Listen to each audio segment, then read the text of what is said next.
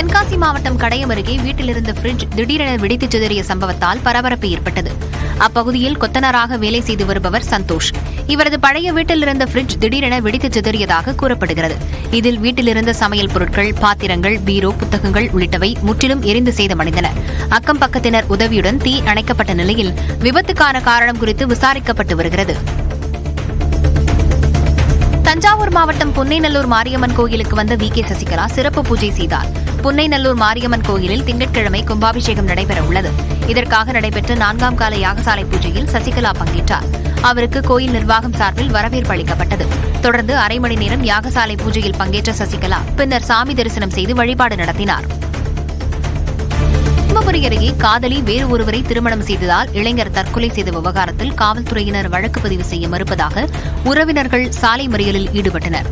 தாதகவுண்டம் கொட்டாய் பகுதியைச் சேர்ந்த சந்தோஷ், கொளக்கப்பட்டியைச் சேர்ந்த பாரதி என்பவரை கடந்த 5 ஆண்டுகளாக காதலித்துள்ளார். இவர்களுக்கு திருமணம் செய்து வைக்க இரு வீட்டாரும் பேச்சுவார்த்தை நடத்தி வந்த நிலையில் பாரதி கடந்த 2ஆம் தேதி வேறு ஒரு நபரை திருமணம் செய்து கொண்டார். இதனால் மனமுடைந்த சந்தோஷ் கடந்த 4ஆம் தேதி விஷம் குடித்து தற்கொலைக்கு முயன்ற நிலையில் தருமபுரி அரசு மருத்துவமனையில் சிகிச்சை பலனின்றி உயிரிழந்தார். பாரதியை கைது செய்ய வலியுறுத்தி சந்தோஷின் உறவினர்கள் தருமபுரி சேலம் தேசிய நெடுஞ்சாலையில் மறியலில் ஈடுபட்டனர். திண்டுக்கல் அரசு செவிலியர் பயிற்சிப் பள்ளி மாணவியர் விடுதியில் மரம் சரிந்து விழுந்ததில் மாணவி உட்பட 6 பேர் காயமடைந்தனர். அரசு மருத்துவக் கல்லூரி மருத்துவமனை செவிலியர் பயிற்சிப் பள்ளி மாணவர் விடுதியில் தங்கியுள்ள மாணவிகளை ஞாயிற்றுக்கிழமை என்பதால் பெற்றோரும் உறவினர்களும் பார்க்க வந்தனர். அப்போது விடுதி வளாகத்தில் இருந்த வாகை மரம் ஒன்று திடீரென சரிந்து விழுந்தது. இதில் விடுதியில் தங்கியிருந்த கீர்த்தனா என்ற மாணவி, 10 வயது சிறுமி, அவரது பெற்றோர் என 6 பேர் பலத்த காயமடைந்தனர். 108 ஆம்புலன்ஸ் மூலம் திண்டுக்கல் அரசு மருத்துவக் கல்லூரி மருத்துவமனைக்கு அனுப்பி வைக்கப்பட்டனர். விழுப்புரம் அருகில் உள்ள கண்டம்பாக்கத்தில் ஆதிதிராவிடர் நல தொடக்கப்பள்ளியின் கட்டடங்கள் சேதமடைந்து அபாய நிலையில் இருப்பதால் பெற்றோர்கள், ஆசிரியர்கள் அச்சமடைந்துள்ளனர். 70 ஆண்டு கட்டடத்துக்கு மாற்றாக 15 ஆண்டுகளுக்கு முன் அமைக்கப்பட்ட புதிய வகுப்பறை கட்டடமும் சமையல் கூடமும் பயன்பாட்டுக்கு வராமலேயே சேதமடைந்ததாக கூறப்படுகிறது. பழைய கட்டடங்களை இடித்துவிட்டு புதிய கட்டடங்களை கட்டித்தர கிராம மக்கள் கோரிக்கை விடுத்துள்ளனர். எந்த ஒரு கட்டடமும் பிள்ளைங்க பாதுகாப்பான ஒரு இடமும் தெரியல. இது எந்த ஆதிதிராவிடர் நலத்துறையிலேருந்து அரசு அதிகாரிகளும் எந்தவித நடவடிக்கையும் எடுக்கல. எங்கள் மேலே இந்த பெஞ்சால் புயலில் எல்லாமும் இடிஞ்சு சேதம் அடைஞ்சிருக்குது. பிள்ளைங்களும் உள்ளே போகிறதுக்கு, ஆசிரியர்களும் உள்ளே போகிறதுக்கு அச்சப்படுறாங்க. திருப்பூர் அருகே தனியார் பேருந்து கவிழ்ந்த விபத்தில் பலியான 3 மாணவர்களின் குடும்பத்தாருக்கு அரசின் சார்பில் நிவாரண நிதி வழங்கப்பட்டது. கடந்த 6ஆம் தேதியன்று செங்கப்பள்ளி அருகே நிகழ்ந்த விபத்தில் 2 இளைஞர்கள் சம்பவ இடத்தில் உயிரிழந்த நிலையில் ஒருவர் மருத்துவமனையில் மூளைச்சாவடைந்தார். 3 பேரின் குடும்பத்தினருக்கும் தலா 3 லட்சம் ரூபாய் நிதி வழங்க முதலமைச்சர் உத்தரவிட்ட நிலையில் அமைச்சர் சாமிநாதன் நேரில் சந்தித்து வழங்கினார். தூத்துக்குடி மாவட்டம் சாத்தான்குளத்தில் இளைஞரை கொலை செய்த நபர்கள் கையில் அரிவாளுடன் இருசக்கர வாகனங்களில் உலாவிய சிசிடிவி காட்சிகள் வெளியாகியுள்ளன. கடந்த 6ஆம் தேதி சந்துரு என்பவரை 5 பேர் கொண்ட கும்பல் ஓட ஓட விரட்டி படுகொலை செய்தது. காவல்துறை விசாரணையில் 3 சிறார்கள் உட்பட 5 பேரும் கைது செய்யப்பட்டனர். கொலை செய்த பின் கொலையாளிகள் அச்சமின்றி அரிவாளுடன் சாலையில் திரிந்து பொதுமக்களை அச்சுறுத்தியது சிசிடிவியில் பதிவாகியுள்ளது.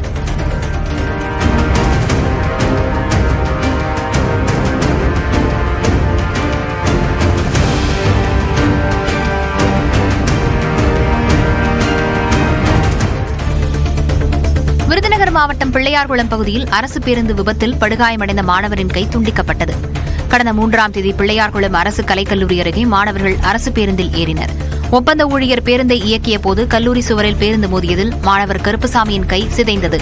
மதுரை தனியார் மருத்துவமனையில் சிகிச்சை பலனின்றி மாணவரின் கை செயலிழந்ததால் துண்டிக்கப்பட்டது. கிருஷ்ணகிரி அருங்காட்சியகத்தில் கல்லூரி மாணவர்கள் கலந்து கொண்ட தொல்லெழுத்து பயிற்சி வகுப்பு நடைபெற்றது.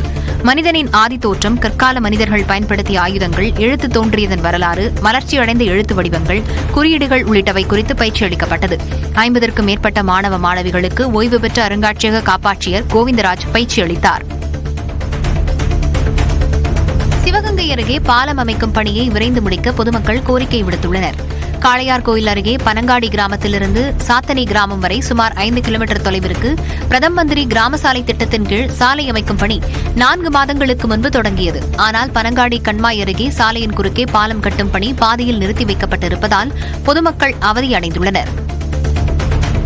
ராணிப்பேட்டை மாவட்டம் அரக்கோணத்தில் கஞ்சா பொட்டலங்களுடன் 4 பேர் பிடிபட்டனர். அரக்கோணம் ரயில் நிலையத்தை சுற்றி மதுவிலக்கு பிரிவினர் கண்காணிப்பு பணியில் ஈடுபட்டிருந்தபோது 2 பைகளோடு சென்ற 4 இளைஞர்களை பிடித்து விசாரித்தனர்.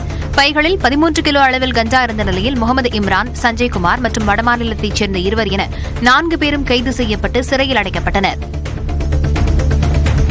திருவள்ளூரில் திருமணமான சில நாட்களில் நண்பர்களை பார்க்க சென்ற புது மாப்பிள்ளை விபத்தில் உயிரிழந்தது சோகத்தை ஏற்படுத்தியுள்ளது. காசிரெட்டிப்பேட்டை பகுதியைச் சேர்ந்த உதயகுமார் என்பவருக்கு கடந்த 2ஆம் தேதி திருமணம் நடைபெற்றது.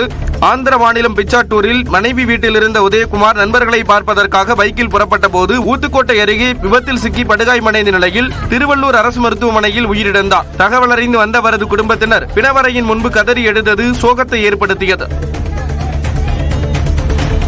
கர்நாடக மாநிலம் தார்வார் மாவட்டத்தில் குழாய் மூலம் செலுத்தப்படும் சமையல் எரிவாயு கசிந்து தீப்பிடித்து எரிந்ததால் பரபரப்பு நிலவியது. ராஜதகிரி கிராமத்தில் குடியிருப்பு பகுதிகளுக்கு அருகே 2 இடங்களில் எரிவாயு கசிவு ஏற்பட்டு தீப்பிடித்ததால் பொதுமக்கள் தீயணைப்பு வீரர்களுக்கு தகவல் தெரிவித்தனர். அவர்கள் வந்து சுமார் 1 மணி நேரத்திற்கும் மேலாக போராடி தீயை அணைத்தனர். எரிவாயு விநியோகம் நிறுத்தப்பட்டுள்ள நிலையில் எப்படி வாயு கசிவு ஏற்பட்டது என்று குழாய்களை பதித்த ஒப்பந்ததாரரிடம் காவல்துறையினர் விசாரணை நடத்தி வருகின்றனர்.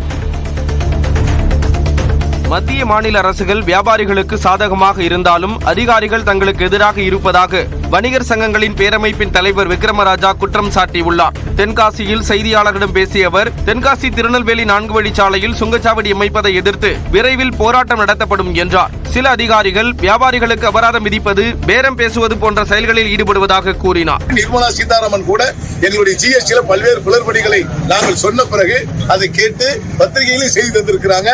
வாங்க, இன்னும் பல்வேறு தீர்வுகளை எடுப்போம் என்று உறுதியளிச்சிருக்கிறாங்க. ஆனால் கீழே இருக்கின்ற அதிகாரிகள் இன்னும் மாறல. அதிகாரிகள் தான் மாற்றப்பட வேண்டும், திருத்தப்பட வேண்டும். தவறான அதிகாரிகள் நிறைஞ்சுகிட்டு இருக்காங்க, நல்ல அதிகாரிகள் குறைஞ்சுகிட்டு இருக்காங்க. மதுரை அலங்காநல்லூர் அருகே கட்டடத்தின் சுவர் இடிந்து விழுந்து கட்டட தொழிலாளி பரிதாபமாக உயிரிழந்தார். வலசை கிராமத்தில் ரகுபதி என்பவருக்கு சொந்தமான பழைய வீட்டை இடிக்கும் பணி நடந்தது. இந்த பணியை 3க்கும் மேற்பட்ட தொழிலாளர்கள் மேற்கொண்டு வந்தனர். அப்போது திடீரென சுவர் இடிந்து தொழிலாளர்களின் மீது விழுந்தது. இந்த இடிபாடுகளில் சிக்கி அரியமலை என்ற 35 வயது தொழிலாளி உயிரிழந்தார். 35 வயதான கார்த்திக், 32 வயதான கருப்பசாமி ஆகியோர் பலத்த காயமடைந்தனர். அக்கம் பக்கத்தினர் அவர்களை மீட்டு மதுரை அரசு ராஜாஜி மருத்துவமனைக்கு அனுப்பி வைத்தனர். ஈரோட்டில் நடைபெற்ற கால்நடை கண்காட்சியில் காங்கேயம், மயிலை, காரி உட்பட பல்வேறு இனங்களைச் சேர்ந்த 400க்கும் மேற்பட்ட காளைகள், கறவை மாடுகள் பங்கேற்றன. பவளத்தம்பாளையம் பகுதியில் நாட்டு மாடுகள் பாதுகாப்பு குழு நடத்திய இந்த கால்நடை கண்காட்சியில் மாடு வளர்ப்போரை ஊக்கப்படுத்தும் விதமாக கால்நடை பராமரிப்பு துறையுடன் இணைந்து மாடுகளுக்கான அடகு போட்டி உட்பட பல்வேறு போட்டிகள் நடைபெற்றன. இதில் வெற்றி பெற்ற மாடுகளின் உரிமையாளர்களுக்கு அதிமுக முன்னாள் அமைச்சர் செங்கோட்டையன் பரிசுகளை வழங்கினார். புதுச்சேரி திருக்கனூரில் பள்ளி மாணவர்களுக்கான மாரத்தான் போட்டியில் 1000க்கும் மேற்பட்டோர் கலந்து கொண்டனர். உடல் வலிமை, மனவலிமை, ஆரோக்கியத்தை மேம்படுத்தும் வகையில் 6 வயது முதல் 14 வயதுக்குட்பட்ட மாணவ மாணவிகளுக்கு 3 பிரிவுகளாக போட்டி நடத்தப்பட்டது. மண்ணாடிப்பட்டில் தொடங்கி திருக்கனூர் வரை சுமார் 5 கிலோமீட்டர் தூரத்திற்கு மாணவ மாணவிகள் சீரான வேகத்தில் ஓடி பரிசுகளை வென்றனர்.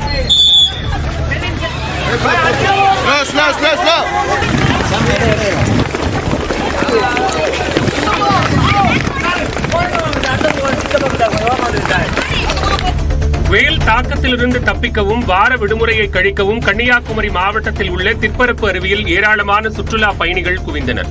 அதிகாலை முதலே தமிழ்நாடு மட்டுமல்லாமல் கேரளாவில் இருந்தும் சுற்றுலா பயணிகள் திற்பரப்பு அருவியில் குவிய தொடங்கினர்.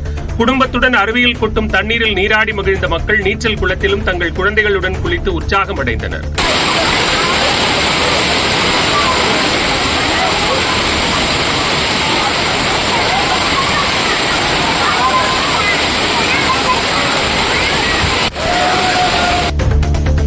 கோயம்புத்தூர் மாவட்டம் பொள்ளாச்சி அருகே வனப்பகுதியிலிருந்து வழி தவறி வெளியே வந்த புள்ளிமான் நாய்கள் கடித்ததால் உயிரிழந்தது. கிணத்துக்கடவு வடசித்தூர் பகுதியில் வனப்பகுதியிலிருந்து வழி தவறி வந்த 5 வயது மதிக்கத்தக்க மான் ஒன்று குடியிருப்புகளுக்கு அருகே சுற்றித் திரிந்தது. அதனை அந்த பகுதியில் இருந்த நாய்கள் ஒன்று கூடி கடித்து குதறின. இதனால் பலத்த காயமடைந்த மான் பரிதாபமாக உயிரிழந்தது. தகவல் அறிந்து வந்த வனத்துறையினர் மானின் உடலை மீட்டு பிரேத பரிசோதனை செய்தனர். திண்டுக்கல் பழனி சாலையில் உள்ள தனியார் கல்லூரியில் பாரம்பரிய உணவு மற்றும் விதை திருவிழாவில் 1000க்கும் மேற்பட்ட விவசாயிகள் பங்கேற்றனர். விழாவில் விவசாயம் மற்றும் மீன்வளம், கால்நடைகள் உற்பத்தியை பெருக்குவது பற்றிய கருத்தரங்குகளும் நடைபெற்றன. விவசாயிகள் விளைவித்த உணவுப் பொருட்கள், இயற்கை தானியங்கள், விவசாய உபகரணங்கள், கொட்டாங்குச்சியில் தயாரிக்கப்பட்ட அழகு சாதன பொருட்கள் என 50க்கும் மேற்பட்ட அரங்குகள் கவனத்தை ஈர்த்தன. சென்னை உயர்நீதிமன்ற நீதிபதி வேல்முருகன் கண்காட்சியை பார்வையிட்டார். காஞ்சிபுரம் மாவட்ட பாஜக தலைவர் பதவியேற்பு விழாவில் அனுமதியின்றி ஊர்வலம் நடத்திய 136 பேர் மீது வழக்கு பதிவு செய்யப்பட்டது. காஞ்சிபுரம் மாவட்ட பாஜக தலைவராக ஜெகதீசன் நியமிக்கப்பட்டதை தொடர்ந்து அறிமுக கூட்டம் வெள்ளிக்கிழமையன்று காமராஜர் சாலையில் உள்ள தனியார் திருமண மண்டபத்தில் நடைபெற்றது. இதற்காக சங்கரமடம் அருகிலிருந்து ஜெகதீசனை பாஜகவினர் பட்டாசு வெடித்தபடி மேள தாளங்கள் முழங்க ஊர்வலமாக அழைத்து வந்தனர். இதனால் நகரின் முக்கிய வீதிகளில் கடும் போக்குவரத்து நெரிசல் ஏற்பட்டது. இதனையடுத்து அனுமதியின்றி ஊர்வலம் நடத்திய பாஜகவினர் 136 பேர் மீது காவல்துறையினர் வழக்கு பதிவு செய்தனர். இதனையடுத்து ஜெகதீசன் தலைமையில் ஏராளமான பாஜக நிர்வாகிகள் விஷ்ணுகாஞ்சி காவல் நிலையத்தை முற்றுகையிட்டனர். ஒகேனக்கல் குடிநீர் வழங்கல் மற்றும் புளோரைட் பாதிப்பு குறைப்பு திட்டத்தின் செயல்பாடுகளை தருமபுரி ஆட்சியர் சதீஷ், கிருஷ்ணகிரி ஆட்சியர் தினேஷ்குமார் ஆகியோர் நேரில் ஆய்வு செய்தனர். தருமபுரி மற்றும் கிருஷ்ணகிரி மாவட்ட மக்களுக்கு பாதுகாக்கப்பட்ட குடிநீர் வழங்கும் வகையில் இத்திட்டம் செயல்படுத்தப்பட்டு வருகிறது. இந்நிலையில் நீரேற்று நிலையம், சுத்திகரிப்பு நிலையம், 240 லட்சம் லிட்டர் கொள்ளளவு கொண்ட சமநிலை நீர்த்தேக்க தொட்டி உள்ளிட்ட பகுதிகளை இரு மாவட்ட ஆட்சியர்கள் நேரில் பார்வையிட்டனர். பொள்ளாச்சியிலிருந்து வால்பாறைக்கு மாலை 6 மணிக்கு மேல் வாகனங்களில் செல்ல வனத்துறை தடை விதித்துள்ளது. கடந்த சில நாட்களுக்கு முன்பு பொள்ளாச்சியிலிருந்து வால்பாறை செல்லும் சாலையில் ஜெர்மனியை சேர்ந்த சுற்றுலாப் பயணி ஒருவர் யானை தாக்கி உயிரிழந்தார். பொதுமக்களின் பாதுகாப்பு நலன் கருதி மலைப்பாதையில் மாலை 6 மணி முதல் காலை 7 மணி வரை உள்ளூர்வாசிகள் மற்றும் சுற்றுலாப் பயணிகள் வாகனங்களில் செல்ல தடை விதிக்கப்பட்டுள்ளது. ஆழியார் வனத்துறை சோதனைச் சாவடியில் வாகனங்கள் தடுத்து நிறுத்தி திருப்பி அனுப்பப்படுகிறது. காஞ்சிபுரம் மாவட்டம் ஐயங்கார்குளம் கூட்டு சாலையில் கட்டுப்பாட்டை இழந்த தனியார் பேருந்து சாலையின் நடுவே இருந்த தடுப்புகள் மீது மோதிய சம்பவம் பரபரப்பை ஏற்படுத்தியது. காஞ்சிபுரத்திலிருந்து வந்தவாசி நோக்கி சென்று கொண்டிருந்த தனியார் பேருந்து ஐயங்கார்குளம் கூட்டு சாலையில் சென்று கொண்டிருந்த போது ஓட்டுநரின் கட்டுப்பாட்டை இழந்து சாலையின் நடுவே இருந்த தடுப்பில் மோதியது. இதில் பேருந்தில் பயணித்த 3 பலத்த காயங்களுடன் தனியார் மருத்துவமனையில் அனுமதிக்கப்பட்டு சிகிச்சை பெற்று வருகின்றனர். சிவகங்கை அருகே கண்டாங்கிப்பட்டியில் நடைபெற்ற வடமாடு மஞ்சுவிரட்டு போட்டியில் 19 காளைகள் களமிறக்கப்பட்டன. சிவகங்கை மட்டுமல்லாது புதுக்கோட்டை, ராமநாதபுரம் உள்ளிட்ட மாவட்டங்களில் இருந்து வந்திருந்த 173 மாடுபிடி வீரர்கள் இந்த போட்டியில் பங்கேற்றனர். குழுவுக்கு 9 வீரர்கள் வீதம் களமிறக்கப்பட்டு 25 நிமிடங்களில் மாட்டை அடக்க வேண்டும் என்று இலக்கு நிர்ணயிக்கப்பட்டது. போட்டியில் காளைகளை அடக்கிய மாடுபிடி வீரர்களுக்கும் அடக்க முடியாத காளையின் உரிமையாளர்களும் வெற்றி பெற்றதாக அறிவிக்கப்பட்டு ரொக்க பரிசுடன் கேடயம் வழங்கப்பட்டது. இந்த போட்டியின் போது 5 பேருக்கு லேசான காயம் ஏற்பட்டது. நாகை மாவட்டம் கோடியக்கரை வன உயிரின சரணாலயத்தில் இருந்து குடியிருப்பு பகுதிக்குள் புகுந்த புள்ளிமானை திருநாய்கள் கடித்து கொன்றன. சரணாலயத்தை ஒட்டியுள்ள கோடியக்காடு ஆதிவாசி காலனிக்குள் உணவு தேடி வந்த புள்ளிமான் அப்பகுதியை சுற்றி வந்துள்ளது. இதனை கண்ட நாய்கள் துரத்திச் சென்று கடித்ததில் காயம்பட்ட புள்ளிமான் பரிதாபமாக உயிரிழந்தது. வனத்துறையினர் இறந்த புள்ளிமானின் உடலை மீட்டு உடற்கூராய்விற்கு உட்படுத்தினர்.